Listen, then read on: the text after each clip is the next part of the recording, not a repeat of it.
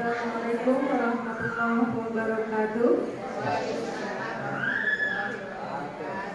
Alhamdulillahirabbil alamin. Wa bihi nasta'in ala umuri dunya waddin wa ala alihi washabbihi ajmain. Yang saya hormati Ibu Kepala Sekolah SD Negeri Sari 1. Dan alhamdulillah hari ini sebagai narasumber juga materi yang pertama, dan yang saya hormati narasumber yang kedua yaitu Ibu Huria, dan yang saya hormati ibu-ibu yang hadir pada kesempatan hari ini.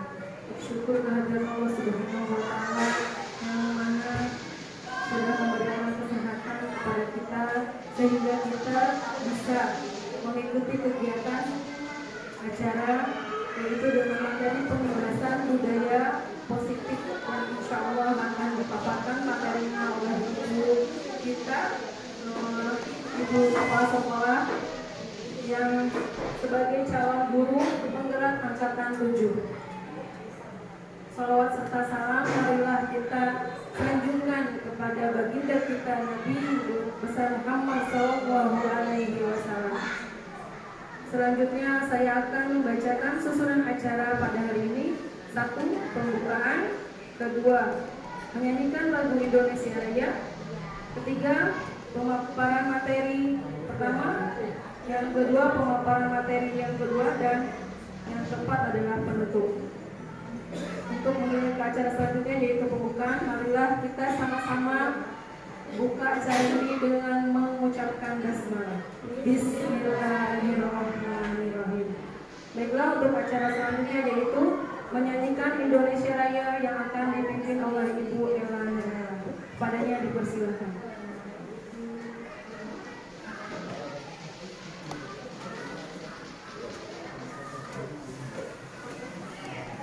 Bapak dimohon berdiri.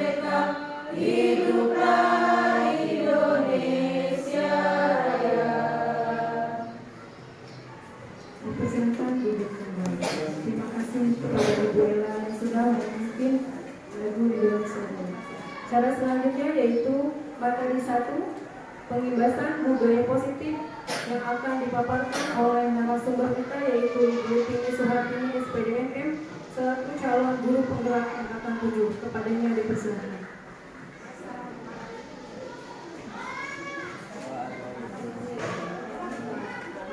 Terima kasih kepada Ibu Irma yang telah memberikan kesempatan kepada saya untuk memaparkan materi tentang pengimbasan budaya positif di lingkungan SD Negeri Negeri Sari 1, SD Negeri Negeri Sari 3, dan SD Negeri Telaga Sari. Bismillahirrahmanirrahim. Alhamdulillahirrahmanirrahim. Puji syukur kehadirat Allah Subhanahu wa Ta'ala, karena pada hari ini kita dapat berkumpul bersama dalam suasana yang bahagia dan tentunya dalam kekeluargaan yang solid. Amin ya rabbal alamin. Salawat serta salam semoga tetap terlimpahkan kepada junjungan Nabi besar kita Nabi Muhammad Sallallahu Alaihi Wasallam beserta para keluarganya, para sahabatnya, hingga kita umatnya mendapatkan syafaat kelak di akhirat. Amin ya rabbal alamin. Baik, Bapak Ibu, terima kasih atas kehadirannya kepada Kepala Sekolah SD Negeri Telaga Sari, Ibu Ici Juarsi, juga kepada Kepala Sekolah SD Negeri Negeri Sari 3, Ibu Lilis, yang saya hormati, juga yang saya banggakan, Bapak Ibu di lingkungan SD Negeri Negeri Sari 1, SD Negeri Negeri Sari 3, dan SD Negeri Telaga Sari. Terima kasih atas kehadirannya pada hari ini. Mari kita belajar bersama dalam peningkatan budaya positif di lingkungan sekolah kita di komplek Neglasari ini. Untuk efektivitas waktu akan saya paparkan tentang budaya positif. Sebelum masuk ke budaya positif, saya ingin menanyakan kepada Bapak Ibu, setuju atau tidak tentang bahwa hukuman itu dapat mendisiplinkan anak. Terus pemberian hukuman dengan hal positif seperti membaca atau membersihkan halaman sekolah dapat meningkatkan disiplin anak. Yang ketiga, setuju atau tidak dengan memberi penghargaan dapat meningkatkan motivasi belajar anak.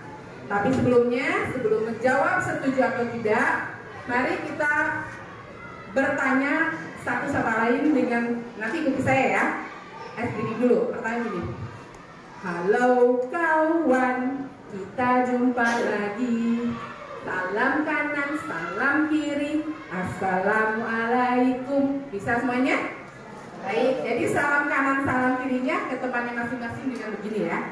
Oke, siap? 1, 2, 3. Halo kawan, kita jumpa lagi.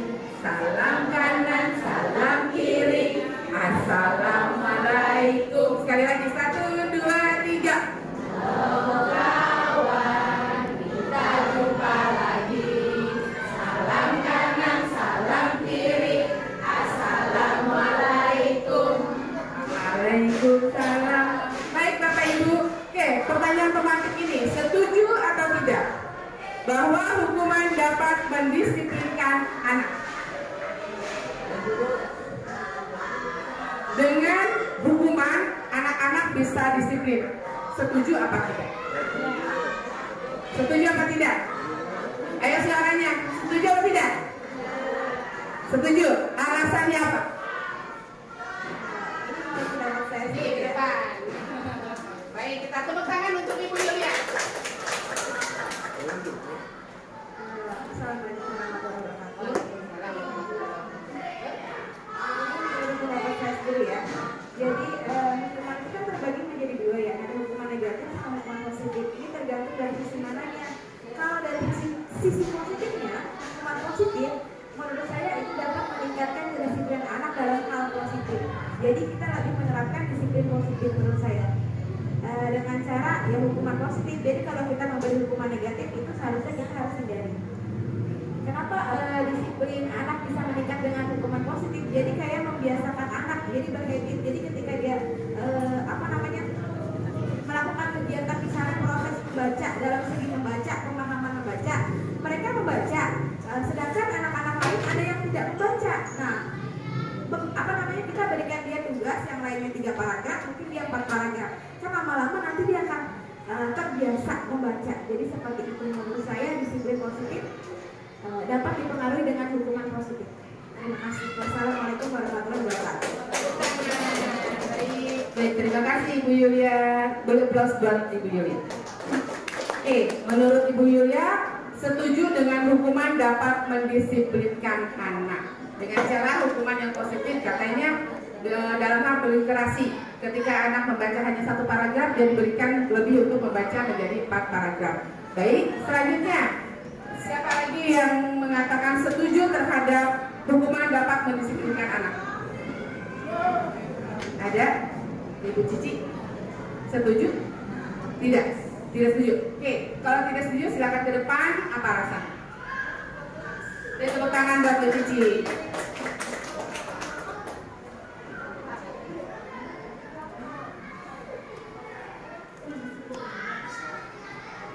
Assalamualaikum warahmatullahi wabarakatuh.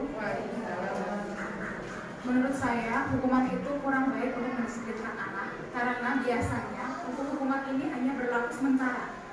Jadi, hukuman itu mendisiplinkan anak itu hanya sementara tanpa adanya kesadaran dari si anak ini untuk melakukan hal-hal positif yang seharusnya dia lakukan. Jadi, seharusnya yang kita temukan itu bukan hukuman, tapi kesadaran dari anak tersebut bahwa inilah yang patut dilakukan, inilah yang tidak patut dilakukan. Nah, kesadaran-kesadaran ini yang harus mulai kita pupuk dari masih kecil dengan apa-apa kita harus tegur memang, tapi bukannya kita memberikan hukuman berupa entah itu hukuman fisika, entah hukuman seperti apapun itu jangan, tapi kita harus sering melakukan pendekatan terhadap siswa supaya dia itu muncul kesadaran dari dirinya. Ketika kesadaran itu sudah muncul dari dirinya, maka untuk kedepannya sudah tidak kita perlu lagi tegur lagi, karena itu sudah menjadi dasar di dalam dirinya. Jadi untuk seterusnya dia akan melakukan hal-hal positif tanpa ada teguran, tanpa ada pengawasan. Terima kasih. Tepuk tangan buat Bu Cici. Baik, terima kasih. Dari kedua jawaban tersebut, ada yang mengatakan bahwa hukuman dapat mendisiplinkan anak dengan alasan-alasan tertentu. Dan yang kedua adalah hukuman tidak dapat mendisiplinkan anak karena pada dasarnya anak itu sudah memiliki hal-hal baik di dalam dirinya, hal-hal positif di dalam dirinya, itulah yang ditumbuhkan dan dikembangkan dan ditemukenali oleh para guru yang sedang mengajar atau mendidik para anaknya. Betul apa yang dikatakan Ibu Yulia Penny, tidak ada yang salah. Betul juga yang dikatakan oleh Ibu Cici. Tapi yang lebih mendasar sini adalah apa yang dikatakan oleh Bu Cici, bahwa menumbuh kembangkan pribadi positif yang ada pada diri anak itu yang lebih oke, karena anak akan merasa bertanggung jawab. Karena anak tidak lagi akan disuruh-suruh takut dengan suatu hukuman. Jadi anak tidak takut dengan suatu hukuman, tapi anak merasa sadar dengan dirinya sendiri karena sudah memiliki keyakinan bahwa hal apapun kegiatan positif itu tidak harus dilalui dengan masa-masa hukuman, tapi dengan kesadaran pada diri sendiri. Oke, tepuk tangan untuk kita semua. Baik, di sini juga ada Ibu Ria sebagai guru penggerak, bukan calon guru penggerak lagi, tapi guru penggerak angkatan 5 yang mungkin akan sedikit memberikan pemaparan tentang hukuman dapat mendisiplinkan anak apa tidak. Apakah tadi yang dipaparkan oleh Bu Cici sudah masuk ke dalam pembelajaran di CJP waktu angkatan 5? Silakan Bu.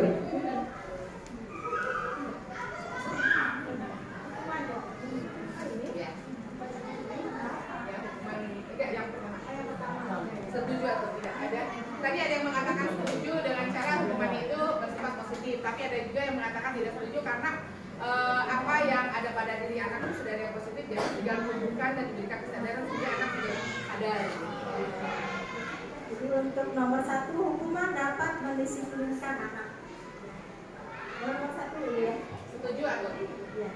Saya awalnya waktu pertama kali dengan Bapak Ibu masuk ke CGP, awalnya kita semua adalah tidak setuju. Ya. Ada juga yang mengatakan hukuman dapat mendisiplinkan anak, ada juga yang bilang setuju. Sama dengan pendapat Ibu apa tadi ini? Bu Yulia. Memang hukuman itu ada yang positif, ada yang negatif. Jadi ada yang bilang setuju, ada yang tidak setuju. Tapi setelah saya belajar CGP, setelah saya mendapatkan ilmunya, setelah saya mendapatkan materinya, ternyata pikiran kita adalah salah. Jadi kita tidak setuju. Menjawabnya adalah dengan tidak setuju dengan hukuman dapat mendisiplinkan anak. Alasannya, kalau hukuman itu akan menimbulkan paksaan, tidak dari diri sendiri. Tugas kita di sini adalah sebagai seorang penuntut. Karena kita tugas kita adalah seorang penutur, apapun yang kita lakukan itu harus sesuai dengan kodratnya, kodrat anaknya. Jadi kita berikan biar anak itu merasa sadar apa yang dia lakukan. Hukuman apapun, walaupun hukumannya bersifat negatif atau hukuman bersifat positif, itu tetap tidak boleh kita lakukan. Jadi berikan pengarahan, berikan pendekatan agar mereka merasa sadar akan dirinya sendiri dan berubah dengan dirinya sendiri. Mungkin itu pendapat saya. Terima kasih Ibu Ria. Benar apa yang dikatakan oleh Ibu Ria tadi, bahwa pemberian hukuman dalam hal positif kepada anak itu tidak dilakukan oleh para pendidik karena anak memiliki kodratnya masing-masing. Untuk selanjutnya, pemberian hukuman dengan hal positif seperti membaca atau membersihkan halaman sekolah dapat mendisiplinkan anak. Itu sudah terjawab dengan paparan dari Ibu Cici dan paparan dari Ibu Ria. Jadi sepositif apapun, sebaik apapun sebuah hukuman tidak dilakukan oleh para pendidik. Setuju Bapak Ibu? Setuju. Baik.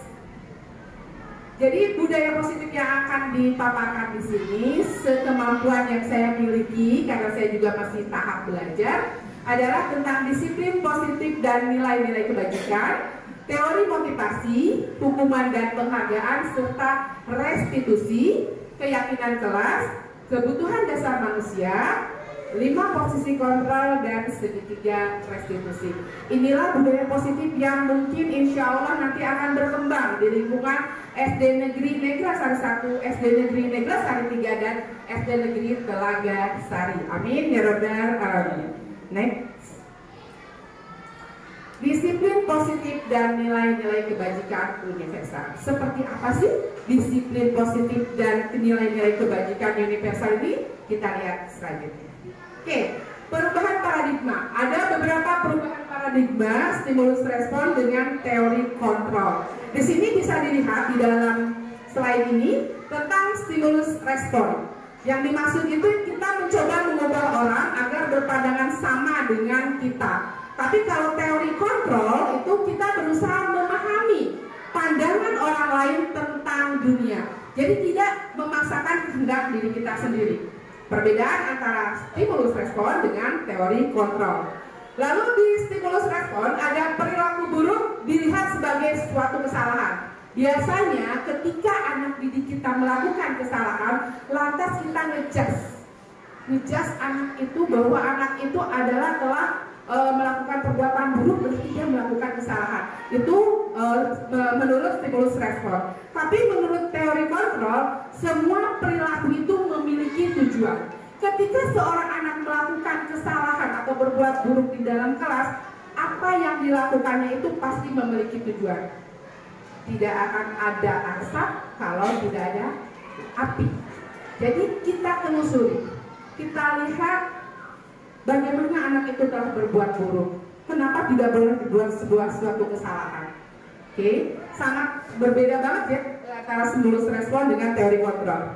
Ketika orang lain bisa mengontrol saya, itu di stimulus respon, terhadap teori kontrol itu adalah hanya Anda yang bisa mengontrol diri Anda. Artinya hanya diri kita sendiri yang dapat mengontrol diri kita, tidak orang lain yang dapat mengontrol diri kita. Jadi kita memiliki prinsip sendiri. Ketika kita telah memiliki prinsip, berarti kita harus teguh pada satu prinsip ini. Jadi tidak bisa tergoyahkan oleh kontrol dari luar. Hanya kita yang memiliki kontrol diri kita. Mau ke arah mana kita mau dibawa oleh diri kita, bukan oleh orang lain. Jadi artinya kita tidak mudah terpengaruh oleh situasi apapun, oleh kondisi apapun, dan oleh orang lain.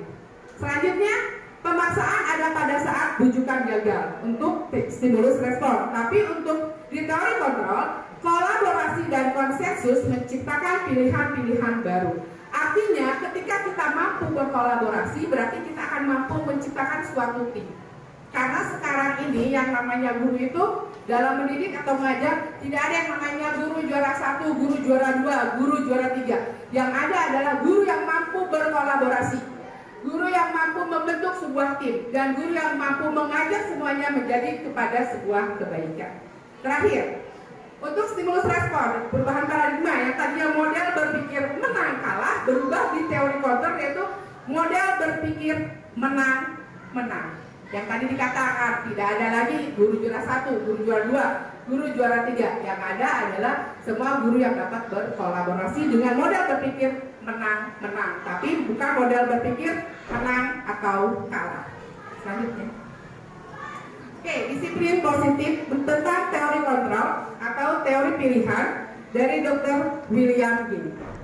Di sini, ketika Anda tidak bisa mengontrol orang lain, hanya Anda yang bisa mengontrol diri kita sendiri. Dapat kita lihat makna dari disiplin ini adalah makna disiplin belajar kontrol diri dengan menggali potensi yang ada pada diri kita, agar tujuan mulia atau tujuan yang baik-baik itu menjadi suatu seseorang yang kita inginkan berdasarkan nilai-nilai yang kita hargai, yang ada pada diri kita, yang semuanya adalah positif. Teori kontrol atau teori pilihan Dr. William selanjutnya adalah semua perilaku memiliki tujuan, yaitu adanya teori motivasi. Satu, dari motivasi ekstrinsik, yaitu terbagi menjadi dua, untuk menghindari hukuman dan untuk mendapatkan imbalan, itu motivasi ekstrinsik. Adapun untuk motivasi intrinsiknya itu nilai-nilai kebajikan, integritas dan keyakinan keras. Itu ada semua perilaku memiliki tujuan. Selanjutnya model berpikir menang-menang dan kolaborasi dan konsensus menciptakan pilihan baru, yaitu ada di 5 posisi kontrol. Satu, posisi kontrol yang pertama yaitu sebagai penghukum. Posisi kontrol yang kedua yaitu sebagai pembuat rasa bersalah. Dan posisi kontrol ketiga adalah sebagai teman, serta yang keempat adalah posisi kontrol sebagai pemantau, dan posisi kontrol yang kelima adalah sebagai manajer. Dari kelima posisi kontrol ini, yang paling terbaik adalah tentang manajer. Mengapa, kenapa, dan apa akan ada di selanjutnya. Selanjutnya, kita akan berbicara juga tentang realitas atau kebutuhan kita berbeda. Kita berusaha memahami pandangan orang lain tentang dunia, dan setiap orang memiliki gambarannya sendiri tentang dirinya atau dunia. Itu adanya di 5 kebutuhan dasar manusia, yaitu bertahan hidup, penguasaan, kasih sayang dan rasa diterima, serta kesenangan dan kebebasan. Baik, selanjutnya. Nah, di sini ada orang Stephen R. Dia mengatakan tentang bagaimana seseorang bisa berubah dari paradigma stimulus respon kepada teori kontrol yang tadi telah kita paparkan, telah kita lihat bersama tentang apa itu stimulus kontrol dan apa itu teori kontrol. Baik, menurut Stephen mengatakan bahwa bila kita ingin membuat sebuah kemajuan secara perlahan, sedikit-sedikit ubahlah sikap atau perilaku kita sendiri. Namun, bila kita ingin memperbaiki cara-cara utama kita, maka kita harus mengubah kerangka acuan kita. Maka ubahlah bagaimana kita melihat dunia, bagaimana kita berpikir tentang manusia, dan ubahlah paradigma kita itu untuk skema pemahaman dan penjelasan aspek-aspek tertentu tentang realitas atau kenyataan. Selanjutnya, disiplin. Apa yang masih dengan disiplin? Oke, di close dulu disiplin. Oke, sekarang tentang disiplin. Bapak Ibu, menurut Bapak Ibu di dalam pembelajaran tentang disiplin, menurut Bapak Ibu apa? Oke, ada yang mengatakan? Oke, Bella? Silakan Bella.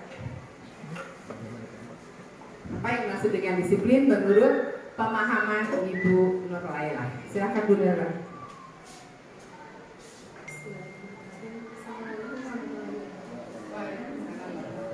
Disiplin menurut saya adalah aturan yang ada di lingkungan.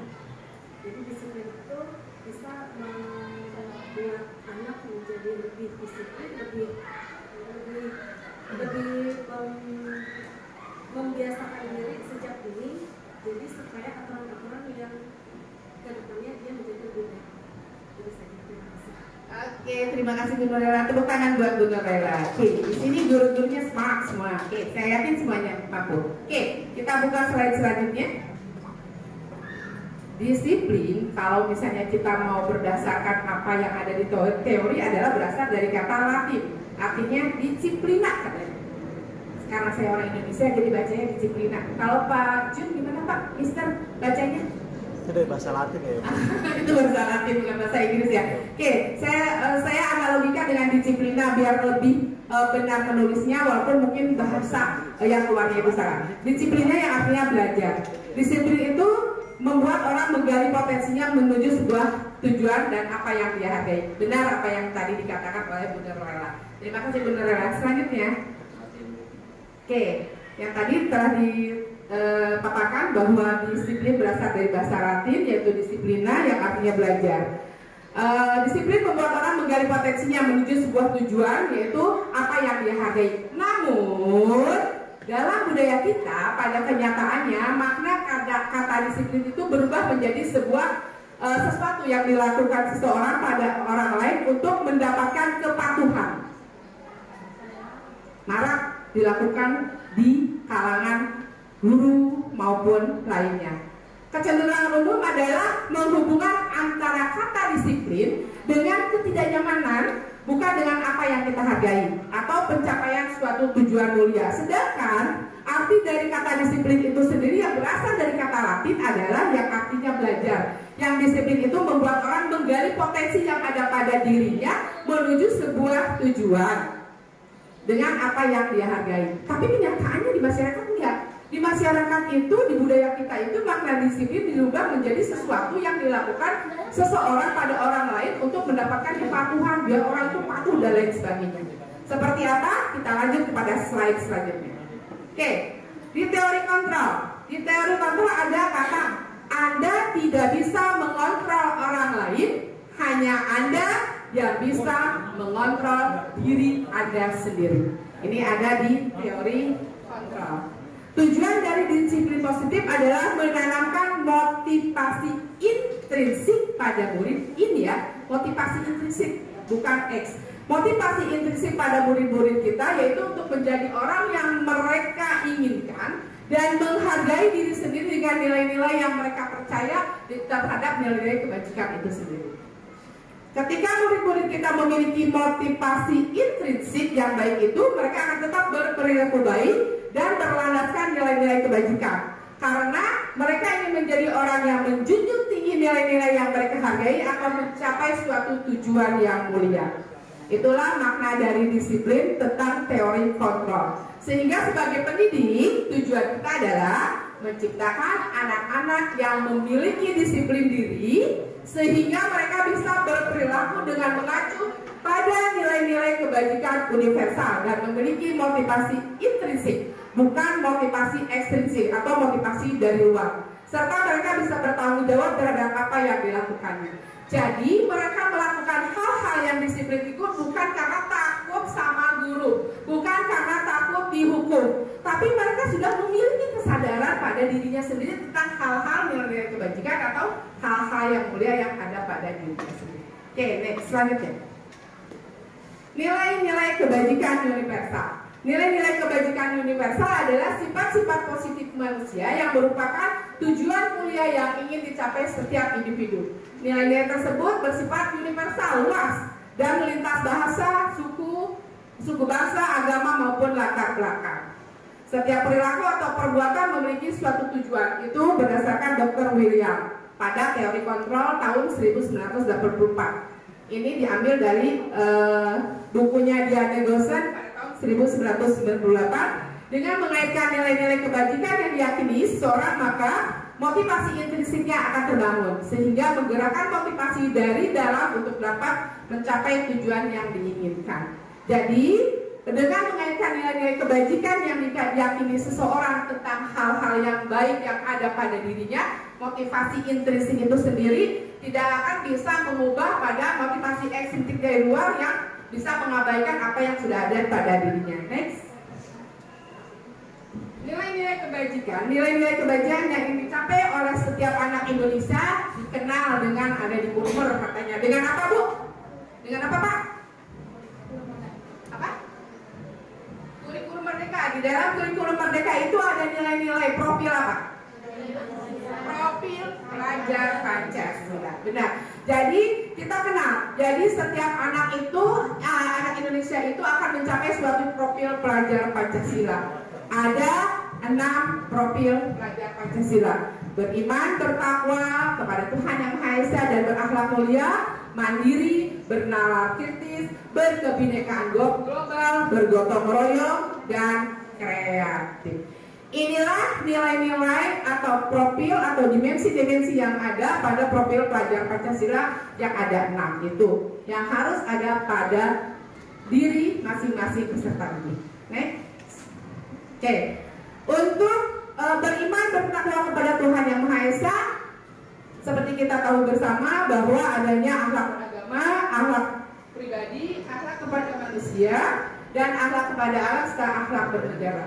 Jadi tidak hanya anak itu berakhlaknya berdasarkan agamanya saja, tetapi dia juga ada akhlak pada pribadinya sendiri, juga akhlak kepada manusia. Dia memiliki adab. Jadi ketika kita menjadi seorang pendidik, kita tidak hanya membuat anak itu menjadi pintar. Pintar saja tidak cukup, karena yang hal pertama yang kita berikan adalah perubahan karakter atau adab. Adab dulu, baru ilmu. Bukan ilmu dulu, baru adab. Karena orang yang berilmu tapi tidak memiliki adab, maka hancurlah ilmu itu sendiri. Tapi ketika anak didik kita memiliki adab atau kita ajarkan dengan adab terlebih dahulu, maka ilmu itu akan menjadi ajib dan kokoh. Next, selanjutnya. Di dalam pendidikan guru penggerak, Bapak Ibu perlu ketahui bahwa kita itu belajar tentang filosofi Ki Hajar Dewantara yang sering kita singkat dengan filosofi KHD, Ki Hajar Dewantara. Seperti apa sih filosofi Ki Hajar Dewantara? Seperti ini. Filosofi Ki Hajar Dewantara adalah menuntut segala produk yang ada pada anak-anak atau peserta didik agar mereka dapat mencapai keselamatan dan kebahagiaan yang setinggi-tingginya, baik sebagai manusia maupun sebagai anggota masyarakat. Jadi hendaknya semua pendidik di Indonesia khususnya, di Indonesia umumnya dapat menerapkan filosofi dari Ki Hajar Dewantara ini. Jadi untuk menyelamatkan anak-anak didik kita itu agar memiliki suatu, untuk mencapai keselamatan itu dia harus memiliki kebahagiaan yang setinggi-tingginya, baik sebagai manusia maupun sebagai anggota masyarakat. Next. Nah, tadi kita bicara tentang hukuman yang telah dipaparkan oleh Bu Hulia, yang telah dipaparkan oleh Bu Yulia Penny, yang telah dipaparkan juga oleh Bu Cici. Apa yang dimaksud dengan hukuman itu sendiri? Oke? Siap? Ibu? Ada yang ke depan? Bu Rini?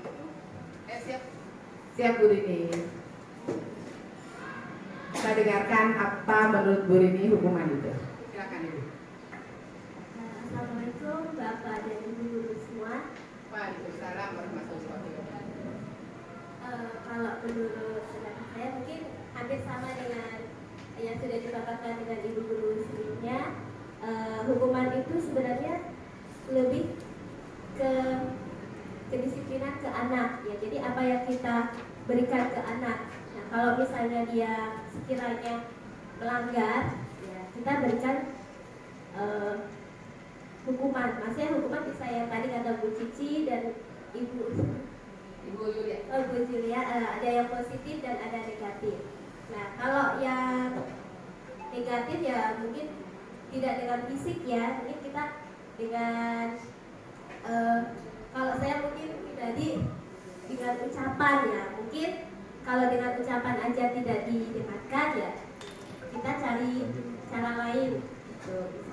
Kalau hukuman yang positif ya, bisa kita kasih misalnya motivasi atau suatu reward kali ya, jadi untuk menarik minat siswa untuk tidak melakukan hal tersebut. Kalau kita dengan hukuman fisik kadang-kadang anak-anak takutnya trauma. Jadi sih menurut saya kasih Baik, tepuk tangan buat Ibu Rini. Terima kasih Ibu Rini. Menurut Bu Rini ada hukuman sama dengan yang dipaparkan oleh Bu Yulia tadi. Jadi tadi kita akan memaparkan bahwa hukuman sebaik apapun, hukuman positif atau apalagi hukuman negatif itu sudah tidak akan kita lakukan lagi ya di lingkungan SD Negeri Neglas Sari 1, Neglas Sari 3 dan Telaga Sari ini, Telaga Sari 3 ini, insya Allah kedepannya tidak akan melakukan hukuman-hukuman yang telah ada, misalnya hukuman positif dengan cara dia harus membersihkan ini, jangan berikan itu sebagai hukuman, tapi berikan itu sebagai tanggung jawab. Oke, apa yang maksud dengan hukuman nanti akan kita bedah, dan selanjutnya next, apa yang dimaksud dengan konsekuensi. Oke, kita next. Kita buka di sini Bapak Ibu, kita bisa melihat ada tindakan yang oleh guru lakukan dan ada di sebelah kirinya adalah merupakan hukuman atau konsekuensi. Boleh nanti dicatat di masing-masing.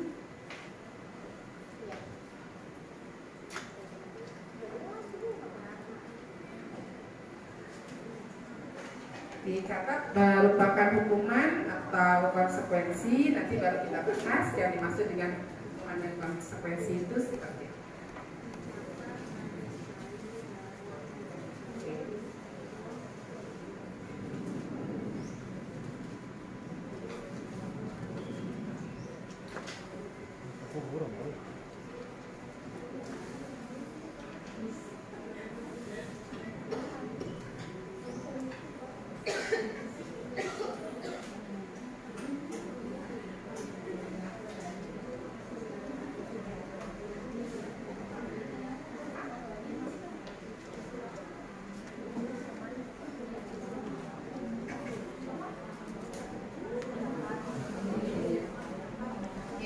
Baik Bapak Ibu, tindakan yang guru lakukan nomor pertama adalah mencatat 100 kali di dalam buku kalimat, yaitu dengan tulisan saya tidak akan terlambat lagi, karena dia tuh peralatan sekolah, biasanya guru-guru suka menyuruh anak untuk mencatat berapa lembar di dalam bukunya.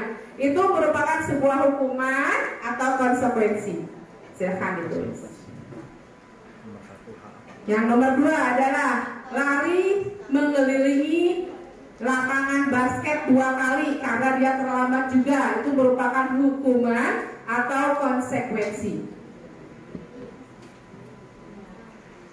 Yang ketiga, murid diminta untuk push up 15 kali karena tidak menggunakan masker ke sekolah. Itu merupakan hukuman atau konsekuensi. Waalaikumsalam, silakan masuk. Selanjutnya, menggantikan kertas tugas teman yang telah dicoret-coret, itu merupakan hukuman atau konsekuensi.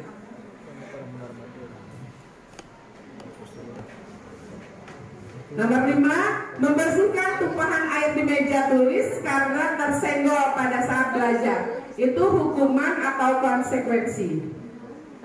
Yang keenam, murid disuruh untuk mengenakan sepatu seharian di sekolah karena tidak mengenakan sepatu hitam. Itu hukuman atau konsekuensi. Yang ketujuh, terakhir, lari mengelilingi lapangan basket 2 kali karena terlambat 10 menit untuk pelajaran PJOK. Oke.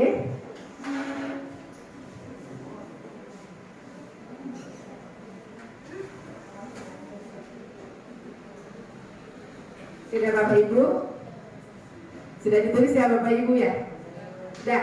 Nomor 1, hukuman atau konsekuensi? Yang hukuman? Ya, mencatat 100 kali. Oke, keren semuanya. Good, semuanya betul. Yang kedua, lari mengelilingi lapangan, itu hukuman atau konsekuensi? Yang hukuman? Hukuman Pak Mr. Jun, hukuman atau konsekuensi? Konsekuensi. Oke, silakan ke depan Pak Jun. Alasannya apa sehingga mengemukakan bahwa lari mengelilingi lapangan basket 2 kali karena terlambat itu konsekuensi? Ya, menurut saya adalah konsekuensi itu sesuatu yang sudah dibuat sejak awal aturan itu dibuat ya. Ingat sebelum kita latihan kalau terlambat konsekuensinya adalah push up. Kalau hukuman buat mata saya adalah sesuatu yang sifatnya mendadak. Saat itu dibentuk, kamu saya suruh mencatat 100. Nah, itu pola pandang saya tentang hukuman dan konsekuensi itu. Konsekuensi itu dibuat sebelum pelaksananya sebuah program, sedangkan hukum itu mata saya sifatnya mendadak. Terima kasih. Oke, tepuk tangan buat Mr. Jun. Terima kasih Mr. Jun. Selanjutnya kata Mr. Jun, lari mengelilingi lapangan basket 2 kali karena terlambat hadir di sekolah adalah merupakan satu konsekuensi. Karena hukuman merupakan hal yang mendadak, kalau konsekuensi sudah ada aturannya dan dia melanggar. Oke, kita beri aplaus dulu. Selanjutnya, Bu Rupika. Bu Rupika mengatakan bahwa lari mengelilingi lapangan basket 2 kali karena terlambat hadir di sekolah merupakan suatu konsekuensi. Silakan alasannya dipaparkan ke depan.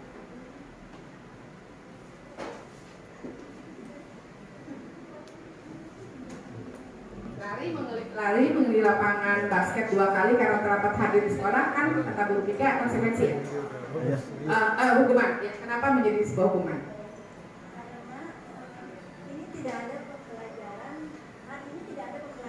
olahraga. Sedangkan kalaupun dia terakhir lari mengelilingi lapangan basket karena terlambat untuk pelajaran biologi. Bagi ini konsekuensi kalau menurut saya, karena kan sudah ada kesepakatan di awal kalau terlambat misalnya di lapangan ya harus berlari di lapangan.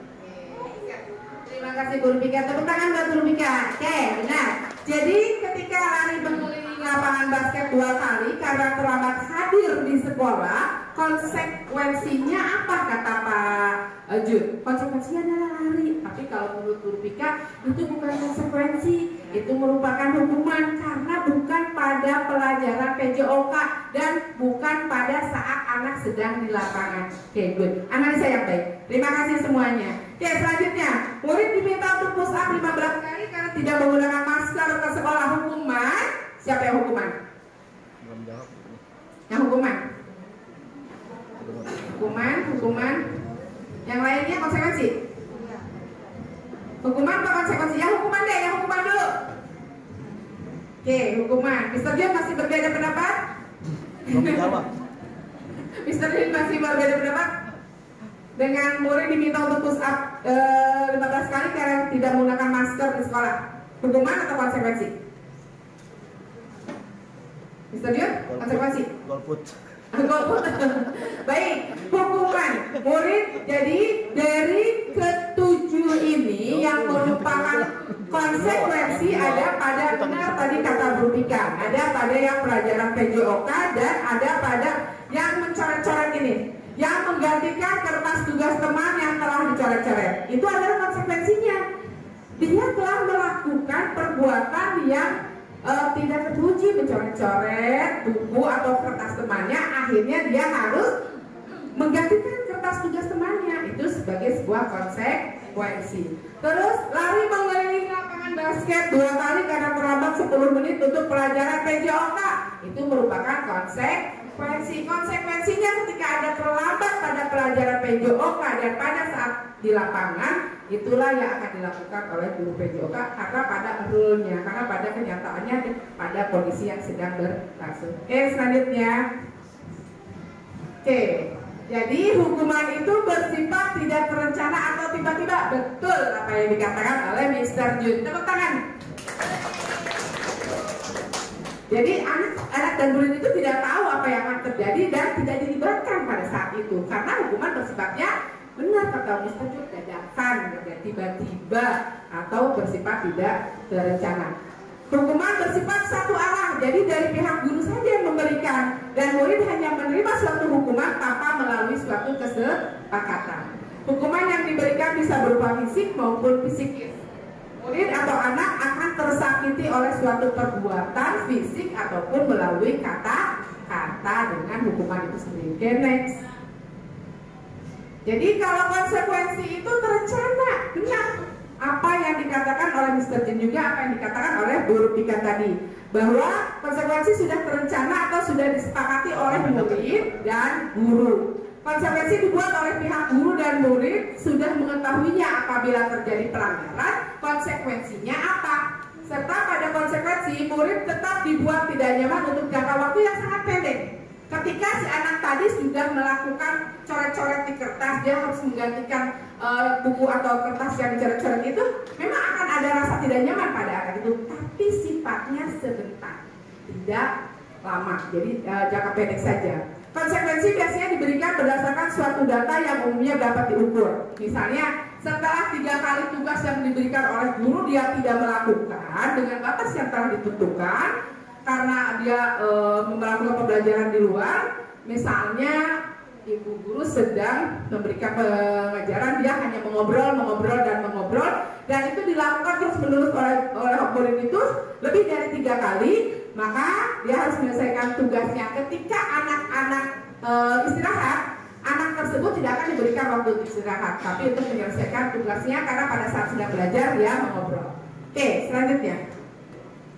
Ini Bapak Ibu, perbedaan hukuman dan konsekuensi. Nanti slide PPT ini akan saya kirim ke kepala sekolah masing-masing dan bisa didapat ya oleh para guru semuanya. Oke? Hukuman itu sesuatu yang menyakitkan harus terjadi, sedangkan konsekuensi itu sesuatu yang memang harus terjadi. Kalau mendorong anak untuk menyakiti diri sendiri terhadap hukuman. Kalau konsekuensi mendorong anak agar mudah menyesuaikan diri dan tidak ada yang tersakiti. Dari konsep diri yang buruk kalau untuk hukuman, sedangkan untuk konsekuensi konsep diri yang baik. Selanjutnya. Nah, di sini adakah yang sudah paham tentang restitusi? Bapak Ibu? Belum. Baik, ada yang sudah paham? Belum. Oke, kita lihat selanjutnya. Apa itu restitusi? Restitusi itu proses menciptakan kondisi bagi murid untuk memperbaiki kesalahan mereka, sehingga mereka bisa kembali pada kelompok mereka dengan karakter yang lebih kuat. Jadi kalau restitusi itu bersifat kolaboratif, proses yang kolaboratif yang mengajarkan murid itu untuk mencari solusi pada masalah mereka. Jadi ketika siswa melakukan kesalahan, misalnya si siswa melakukan kesalahan membuang sampah tidak pada tempatnya, padahal ada tong sampah, tapi dia membuangnya tidak di tempat sampah, jangan langsung ditegur, hendak kamu salah. Itu hal yang tidak tepat bagi seorang pendidik. Jadi yang dilakukan oleh pendidik adalah mengajak anak itu mengobrol bersama dan mencari apa yang dia lakukan itu mengapa dan kenapa. Diajak ngobrol. Jadi kita mengetahui kenapa dia melakukan hal demikian. Jadi tidak langsung ngejudge anak bahwa hal itu salah, hal itu tidak baik, hal itu tidak benar, tapi kita harus memberikan pendampingan dan pengertian kepada si siswa itu. Next. Ciri-ciri restitusi. Ada 9 Bu.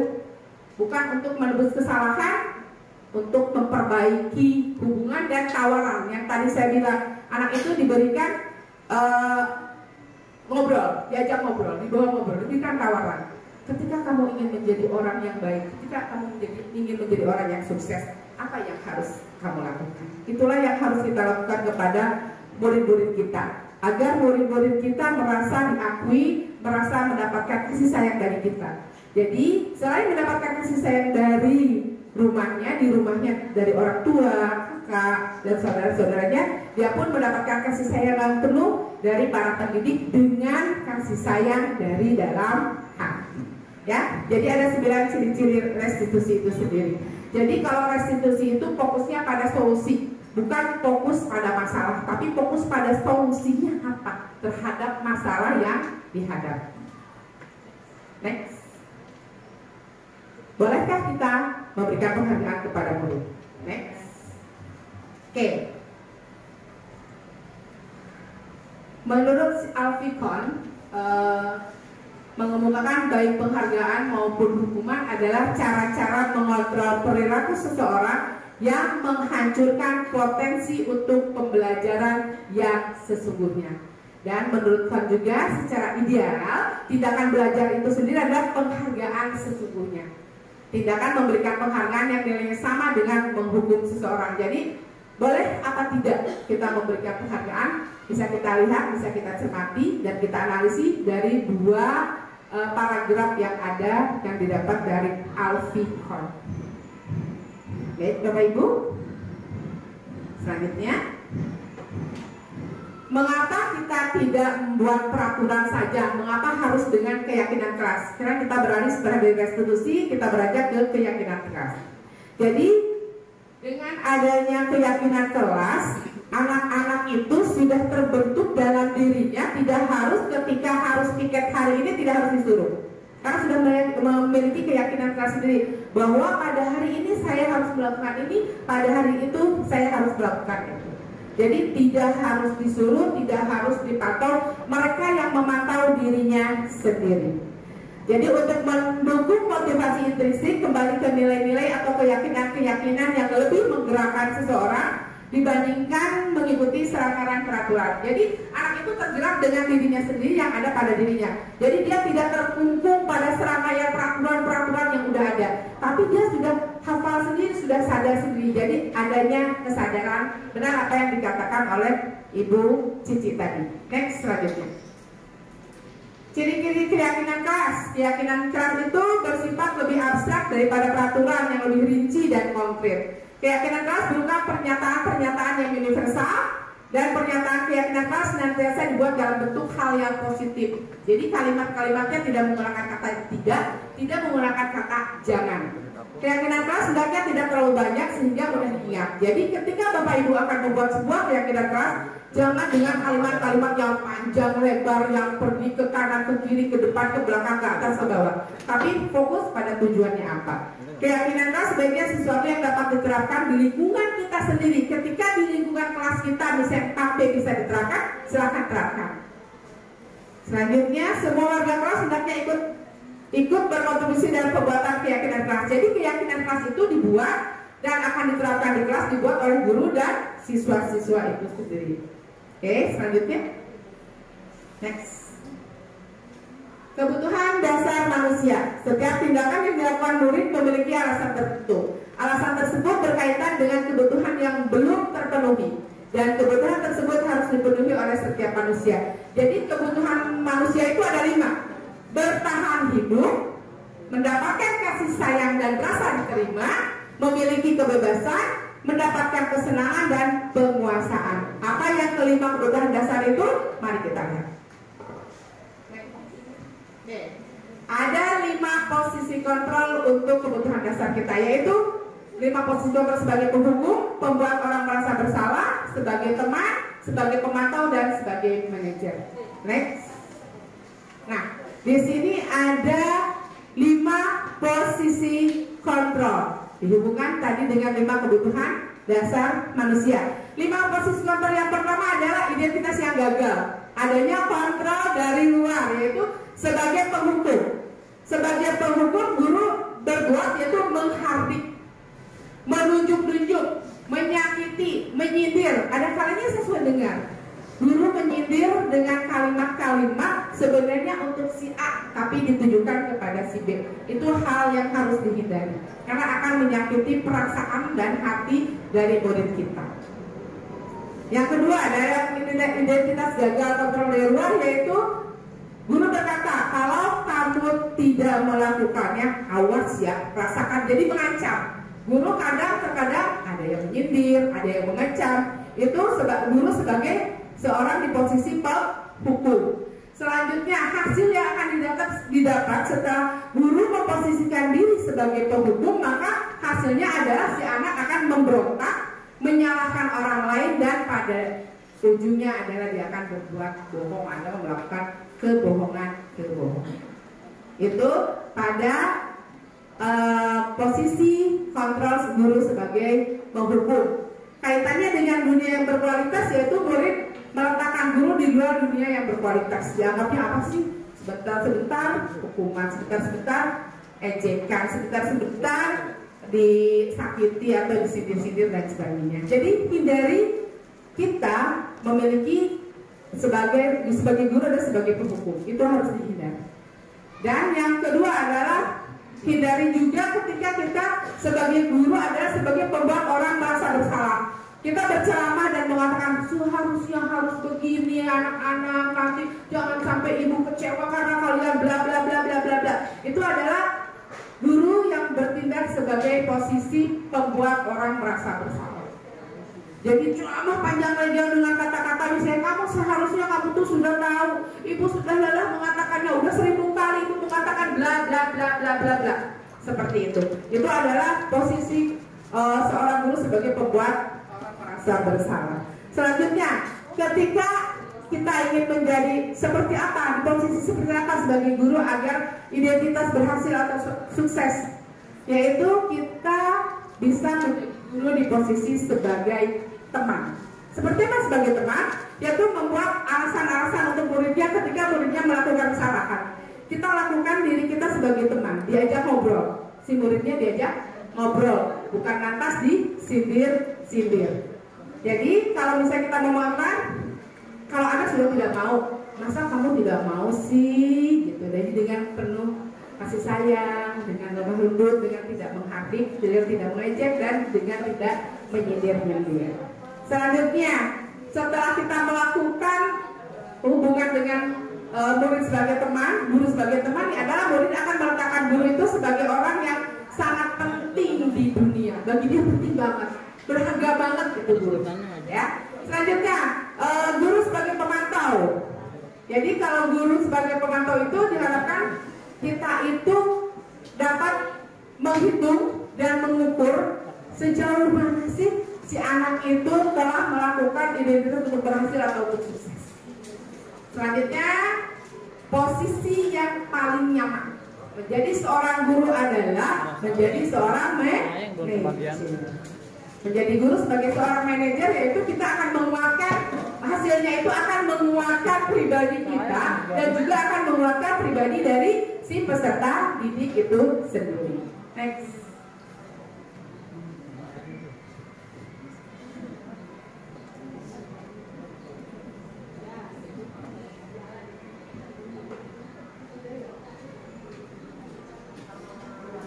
Posisi kontrol apa yang perlu dilakukan sebagai seorang pendidik? Oke, next, selanjutnya.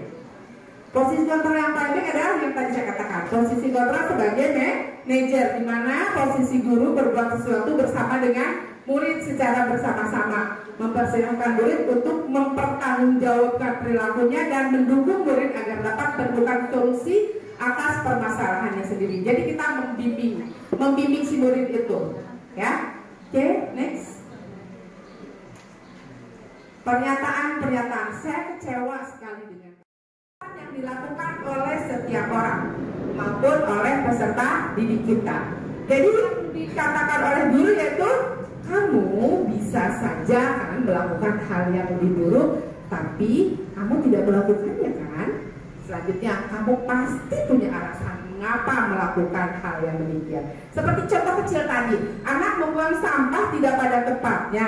Kita tidak langsung tegur kamu salah, tapi kita tanyakan, mengapa kamu melakukan hal demikian? Jadi si anak itu akan oh iya kenapa ya? Saya kan harusnya buang sampah ini di tong sampah, kenapa saya membuang sampahnya di sembarang tempat? Oke, selanjutnya. Setelah validasi kebutuhan, seorang guru juga akan melakukan tahapan restitusi yang ketiga, yaitu menanyakan keyakinan kelas. Tujuannya adalah melihat kesalahannya dihubungkan dengan norma sosial. Jadi murid itu akan melihat kesalahannya dihubungkan dengan norma sosial dan nilai-nilai yang mendasari manusia berinteraksi dengan orang lain.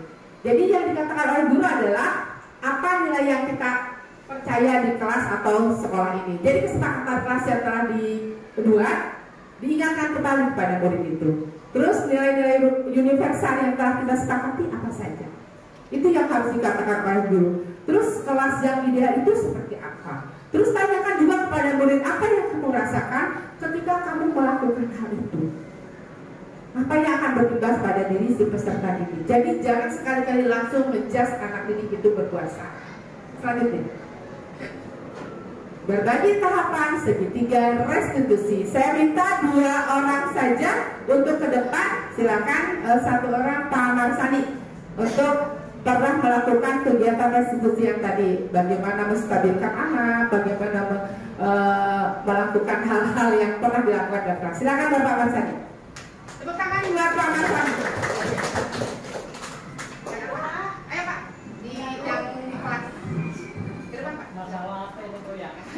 Misalnya anak apa, melakukan apa yang dilakukan oleh Bapak.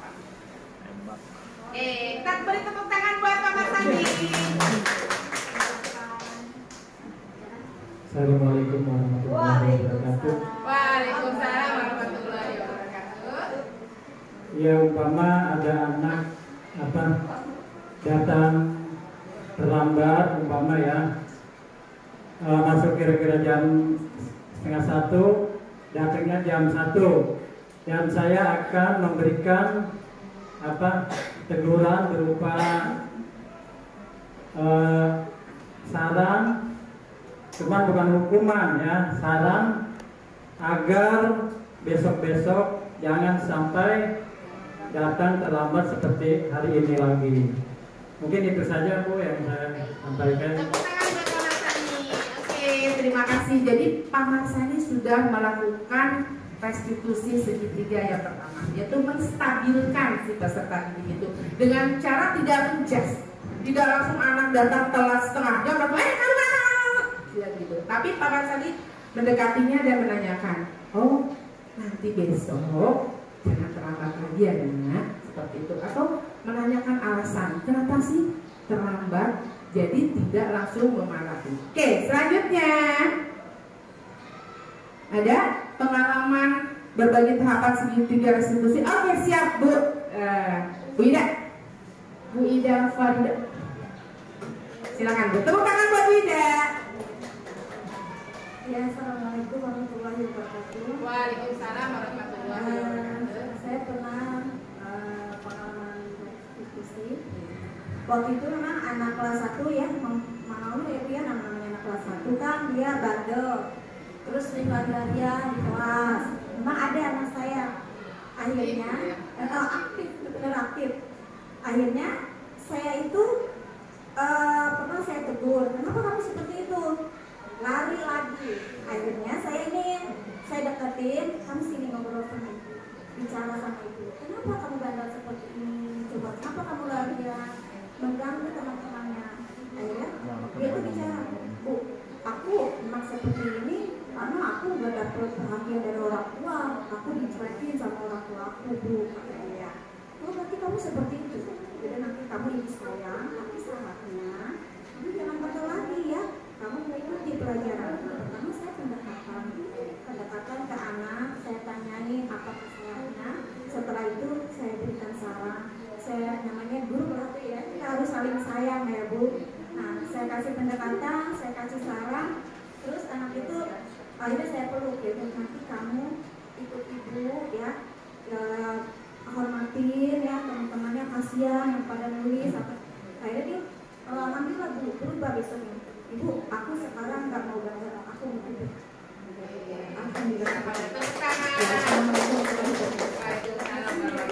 Terima kasih Bu Ida, pengalaman yang sangat luar biasa. Berikan aplaus sekali lagi. Ya, tadi Ibu Ida sudah melakukan tahapan segitiga restitusi seperti menstabilkan dengan menanyakan kepada anak itu.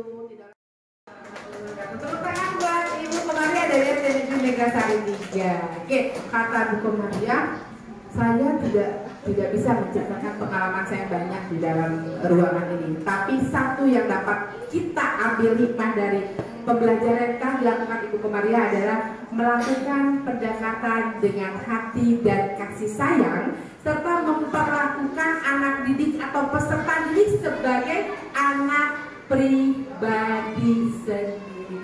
Good, tepuk tangan buat Ibu Komaria. Selanjutnya dari Telaga Sari, dari SD Telaga Sari.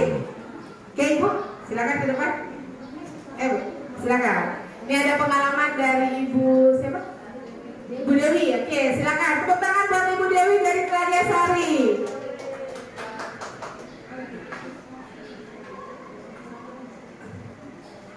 Assalamualaikum warahmatullahi wabarakatuh. Waalaikumsalam warahmatullahi wabarakatuh. Pengalaman ya Bu? Ya, pengalaman. Mungkin karena saya yang kelas tinggi ya Bu, saya kelas 6. Mayoritas anak murid saya itu mungkin karena udah besar, jadi nggak lebih kayak anak yang bandel atau yang budak-budakan muter-muter di kelas, yang aktif ya. Lebih ini Bu, kalau kelas 6 itu lebih banyak masalah. Kira lebih muda, Iya, nah, maksudnya bukan masalah dalam pelajaran, jadi keluarga. Nah, jadi saya pernah pengalaman yang lebih menarik saya Bu. saat saya pas tahun ajaran baru, kan setiap kali saya menjelaskan pelajaran, kelas kok diem aja. Kalau istirahat, dia itu sendiri merenung. Setelah saya dekati ya Bu, kamu kenapa? Kamu kok punya uang? Saya tanya gitu ya. Dia bilang, saya sedih Bu. Dia bilang begitu Bu ya. Terus dia lagi nih, mama saya berantem sama papa saya, mama saya dipukul. KDRT yang iya itu lebih tidak ada ya. Dan akhirnya dia nangis. Di sini saya, dia jadi baper Bu. Saya ada hubungan keterikatan batin dengan tersebut. Dan akhirnya Bu,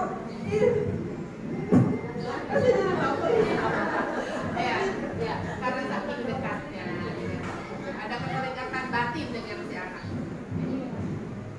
intinya saya panggil karena dia kalau ada apa-apa selalu cerita. Oke, terima kasih Bu Dewi.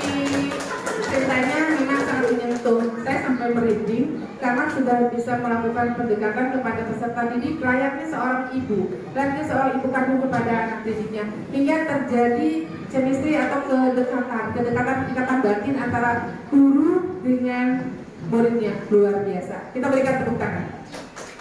Oke, terima kasih Bapak Ibu semuanya yang telah hadir pada hari ini. Semoga apa yang saya paparkan dapat menjadi sebuah kegiatan yang pembelajaran yang bermakna, pembelajaran yang sangat luar biasa yang ditutup tadi oleh Bu Dewi, sangat menyentuh, membentuk, menstabilkan anak dengan memposisikan diri sebagai yang menstabilkan posisi anak seperti apa, sehingga anak tersebut yang tadinya pendiam menjadi tidak pendiam, menjadi dapat menceritakan segala sesuatu hingga saat ini anak itu menjadi teman bagi Ibu Dewi. Terima kasih Bu Dewi atas pengalamannya, terima kasih Ibu Komaria atas pengalamannya, juga terima kasih Bu Ida atas pengalamannya, Mr. Jun, Bu Huria, Ibu Yulia Penny, Ibu Suliana, Pak Marsani, Ibu Ella, Ibu Rini, Ibu Cici, dan ibu-ibu lainnya, Ibu Rupika yang telah memberikan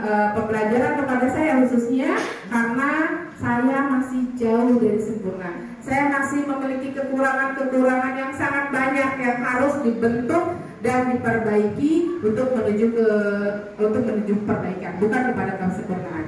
Ketidaksempurnaan itu milik saya pribadi, kesempurnaan itu hanya milik Allah. Alhamdulillah saya dapat membersamai Bapak Ibu semua pada hari ini. Akhir kata, mohon maaf atas segala kesalahan yang apabila ada pada hari ini. Wabillahi taufiq wal hidayah. Wassalamualaikum warahmatullahi wabarakatuh.